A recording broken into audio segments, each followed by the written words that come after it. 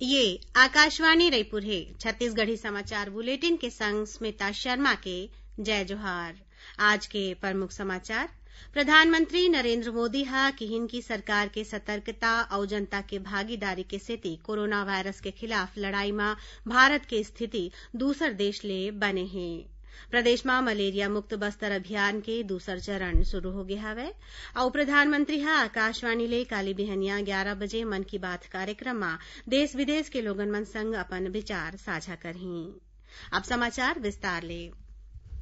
प्रधानमंत्री नरेंद्र मोदी हा किहिन है कि देश कोरोना योद्धा मन के सेती पूरा मजबूती ले कोरोना संक्रमण ले लड़त है। श्री मोदी हा आज परम सम्मानित जोसेफ मार्थोमा मेट्रोपॉलिटन के 90 जन्मदिन के मौका में राखे गए कार्यक्रम ला वीडियो कॉन्फ्रेंसिंग के माध्यम ले संबोधित करत रहिन। ओमन किहिन कि ये बछर के शुरुआत में कोनो मन भविष्यवाणी करत रहिन कि भारत में कोरोना वायरस के प्रभाव बहुते भयंकर होही, फिर लॉकडाउन और सरकार के दूसर उपाय और लोगन के हिम्मत के सेती भारत हा आज बने स्थिति में हावै। प्रधानमंत्री हा किहिन कि पूरा दुनिया कोरोना वायरस ले लड़त है। ये महामारी हा स्वास्थ्य बर लापरवाह हमर जीवन शैली कोती ध्यान देवात है। ओमन किहिन कि गरीब मन बर सरकार हा एक राष्ट्र एक राशन कार्ड योजना लेके आए है, जेखर ले लोगन जिहां भी रही उहें ओमन ला राशन के सुविधा मिलही। प्रधानमंत्री नरेंद्र मोदी हा आकाशवाणी ले काली बिहनिया 11 बजे मन की बात कार्यक्रम में देश विदेश के लोगन मन संग अपन विचार साझा करही। एक कार्यक्रम आकाशवाणी और दूरदर्शन के जम्मू नेटवर्क और आकाशवाणी के वेबसाइट www.newsonair.com और news on AIR mobile app में उपलब्ध रही। ये कार्यक्रम आकाशवाणी डीडी न्यूज, प्रधानमंत्री कार्यालय और सूचना और प्रसारण मंत्रालय के यूट्यूब चैनल में सुने जा सकी। आकाशवाणी ले मन की बात के हिंदी प्रसारण के तुरते बाद ये कार्यक्रम के क्षेत्रीय भाषा में प्रसारण करे जाही। प्रदेश में मलेरिया मुक्त बस्तर अभियान के दूसर चरण शुरू हो गया हवै। स्वास्थ्य विभाग हा वर्षा के दिन में मलेरिया संक्रमण के ज्यादा संभावना ला देखत जांच और पॉजिटिव मिले लोगन ला 31 जुलाई तक दवाई दे जाए के निर्देश दीन है। सर्वे दल में शामिल कर्मचारी मन ला कोरोना संक्रमण ले बांचे बर सब्बो सावधानी के पालन करत अभियान ला चलाए बर कहे गे है। दूसर चरण में अभी तक 2,93,000 लोगन के जांच हो गया हवै। ए दौरान मलेरिया ले पीड़ित 9,000 मनखे मन ला दवाई घलो दे गे हवै। प्रदेश में आज कोरोना संक्रमित 25 जन नवा मरीज मिले हैं। इमा राजनांदगांव के 18, दुर्ग के 5 और महासमुंद जिला के 2 मरीज शामिल है। प्रदेश में अब कोरोना संक्रमित मरीज की संख्या 2,570 हो गई है। अभी 672 कोरोना संक्रमित सक्रिय मरीज मन के इलाज आने अस्पताल में होवत थे। राजनांदगांव में आज 18 जन कोरोना संक्रमित मरीज पाए गए हैं। इमा लखौली ले 8, मेडिकल कॉलेज अस्पताल ले 3, खैरागढ़ और मोहला ले 2 और गंज चौक, कंचनबाग और मानपुर ले 1 मरीज शामिल है। ये जम्मो मरीज मन ला मेडिकल कॉलेज अस्पताल पेंड्री में भर्ती कराए जाथे। वहीं दुर्ग जिला में घलो 5 जन नवा मरीज मिले हैं, जेमा 3 जन पुलिसकर्मी और 2 जन बीएसएफ के जवान शामिल है। ओती महासमुंद जिला में 2 जन कोरोना पॉजिटिव मरीज मन के पुष्टि हुई है। एमा ले 1 जन पिथौरा विकास खंड के ग्राम अर्जुना के क्वारंटाइन सेंटर में और दूसर मरीज हा बसना विकास खंड के केवटापाली क्वारंटाइन सेंटर में राहत रहीस। देश भर के बैंक मन में खाता धारक मन के सुरक्षा ला देखत राष्ट्रपति रामनाथ कोविंद हा बैंकिंग विनियमन संशोधन अध्यादेश 2020 लागू करिन है। ये अध्यादेश के माध्यम ले बैंकिंग विनियमन अधिनियम 1949 में संशोधन करे गे है, जेखर ले एला सहकारी बैंक मन में घलो लागू करे जा सके। ये अध्यादेश में खाता धारक मन के फायदा बर और प्रशासन में सुधार लाके सहकारी बैंक मन ला मजबूत करे के प्रावधान करे गे है। एकरे संग सहकारी बैंक के मामला में भारतीय रिजर्व बैंक के शक्ति के विस्तार घलो करेगे है। ये संशोधन प्राथमिक कृषि ऋण संस्था या ऐसन सहकारी संस्था मन ऊपर लागू नहीं होही जिनकर मुख्य उद्देश्य और प्रमुख कारोबार कृषि विकास बर लंबा अवधि के ऋण देवाना है। छत्तीसगढ़ी समाचार बुलेटिन आप मन आकाशवाणी रायपुर ले सुनत हव। छत्तीसगढ़ के खबर ले है आपकी वास्ता और खबर के विश्वसनीयता ले है हमार वास्ता। आकाशवाणी समाचार रायपुर के प्रादेशिक समाचार बुलेटिन के संगे संग हमार समसामयिक कार्यक्रम आप रेडियो के संग अपन मोबाइल में घलो सुन सकत हो। आकाशवाणी समाचार फेसबुक, ट्विटर और यूट्यूब में घलो हावय। हमार फेसबुक पेज हरे Chhattisgarh news on AIR, Twitter handle CGAIR news और हमार यूट्यूब चैनल हरे छत्तीसगढ़ AIR न्यूज। तो अब रेडियो के संगे संग आपके मोबाइल के माध्यम ले हम आप तक पहुंचत हन। छत्तीसगढ़ के हर खबर पर सुनत रहो आकाशवाणी समाचार।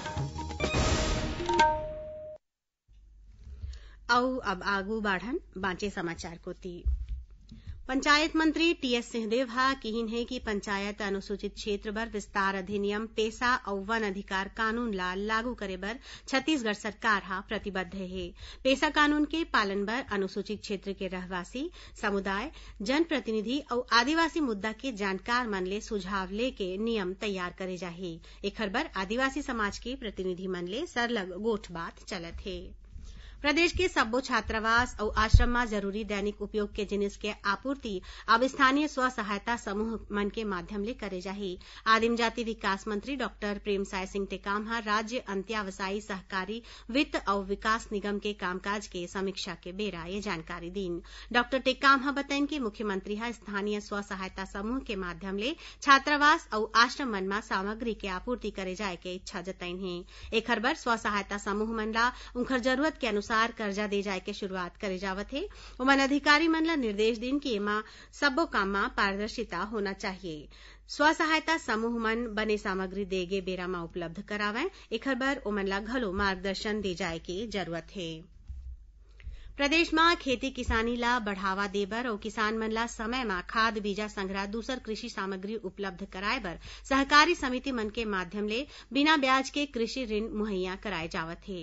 राज्य सरकार डहार ले बछर खरीफ सीजन में प्रदेश किसान मन ला 4,600 करोड़ रुपया ऋण दे जाए के लक्ष्य राखे गे हवय। अधिकारी मन हा बताइन कि चालू खरीफ फसल बर अभी तक 7.5 लाख ले ज्यादा किसान मन ला करीबन 2,421 करोड़ रुपया के अल्पकालीन कृषि ऋण दे जा चुके हे। अधिकारी मन यहू घलो बताइन कि सहकारिता के माध्यम ले अभी तक करीब 5,77,000 मीट्रिक टन खाद के भंडारण करे गे हे। छत्तीसगढ़ के राज्यसभा सांसद छाया वर्मा ला संसद रत्न पुरस्कार बर चुने गे हवय। प्राइम पॉइंट फाउंडेशन डहार ले 2 राज्यसभा सदस्य और 8 लोकसभा सदस्य मन ला 17वां लोकसभा के पहली बछर उनकर प्रदर्शन के आधार में आने आने श्रेणी में संसद रत्न पुरस्कार दे जाही। पूर्व राष्ट्रपति स्वर्गीय एपीजे अब्दुल कलाम के सुझाव में बछर 2010 ले संसद रत्न पुरस्कार के संग लोकसभा में सुघ्घर प्रदर्शन करैया सांसद मन ला सम्मानित करे जाथे।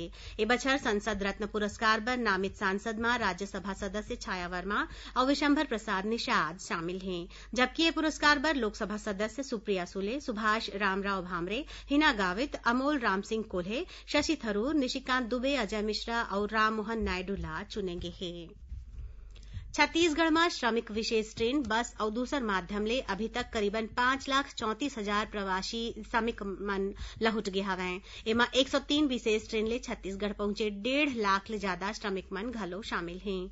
श्रम विभाग के अधिकारी मन हा बताइन कि छत्तीसगढ़ लहुटे ये प्रवासी श्रमिक मन ला स्वास्थ्य विभाग के दिशा निर्देश के अनुसार क्वारेंटाइन अवधि पूरा करे के बाद महात्मा गांधी राष्ट्रीय ग्रामीण रोजगार गारंटी योजना मनरेगा में रोजगार दे जावत हे। दंतेवाड़ा जिला में माओवादी मन हा पाछू रतिहा केंद्रीय औद्योगिक सुरक्षा बल सीआईएसएफ के 2 झन जवान मन संग मारपीट करिन, जेखर ले 1 झन जवान के सिर में गंभीर चोट आए हे। पुलिस अधीक्षक अभिषेक पल्लव हा घटना के पुष्टि करत बताइन कि बचेली थाना क्षेत्र के आकाशनगर इलाका में ये जवान मन हा सिविल ड्रेस में ड्यूटी करत रहिन। यही दौरान 12 ले ज्यादा माओवादी मन हा वहां पहुंचिन और जवान मन ले मारपीट करके उनकर वाकी टाकी ला घलो लूट के ले गिन। घटना के बाद क्षेत्र में सुरक्षा बल हा सर्चिंग तेज कर दे हे। राज्य ग्रामीण आजीविका मिशन बिहान में चलत कल्पतरू मल्टी यूटिलिटी सेंटर सेठीखेड़ी में काम करत माई लोगिन मन हा आज मुख्यमंत्री भूपेश बघेल ले उनकर निवास कार्यालय में भेंट करिन। ए मौका में मुख्यमंत्री हा सेंटर के काम ला अउ बढ़ाए बर सीएसआर मदले 15 लाख रुपया के राशि दे जाए के घोषणा करिन। आखिरी में प्रमुख समाचार एक घाव फेर प्रधानमंत्री नरेंद्र मोदी हा किहिन की सरकार के सतर्कता और जनता के भागीदारी के सेती कोरोना वायरस के खिलाफ लड़ाई में भारत के स्थिति दूसर देश ले बने हैं। प्रदेश में मलेरिया मुक्त बस्तर अभियान के दूसर चरण शुरू हो गया हवै और प्रधानमंत्री हा आकाशवाणी ले काली बिहनिया 11 बजे मन की बात कार्यक्रम में देश विदेश के लोगन मन संग अपन विचार साझा करही। एकरे संग छत्तीसगढ़ी समाचार बुलेटिन इहे सिरावत है। जय जोहार।